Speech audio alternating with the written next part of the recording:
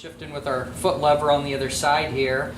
Remember some of the things we talked about in class? And guys, we got much more detailed videos on this in our transmissions playlist. This is just kind of an overview.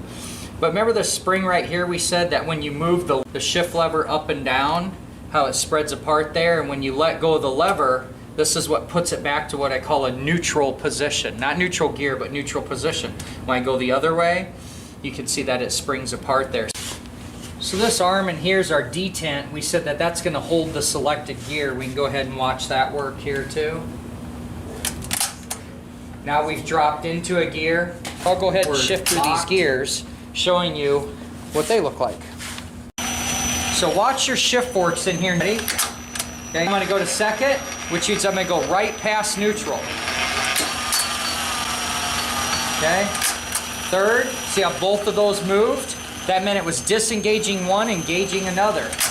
Fourth, fifth, sixth. We'll downshift. Fifth,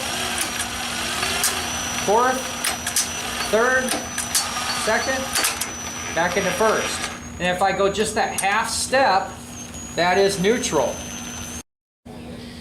All right guys, we're going to do this view, shifted through the gears here. So we have three types of gears in here. We have a fixed gear, one that was built into the shaft, and then we have sliding gears where it isn't, just because it has ears doesn't always mean it's a sliding gear. In this one here, this is going to be a rotating gear, and this slider will slide into it. So sliding, freewheeling, and fixed. Let's watch those in action and see the shift forks from this angle.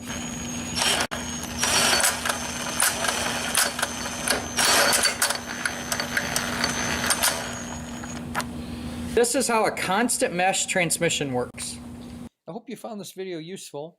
If you haven't subscribed to our channel yet, would you please do so? Also hit that notification button so you'll know about all our future videos. As I always say, keep wrenching and make it a great day.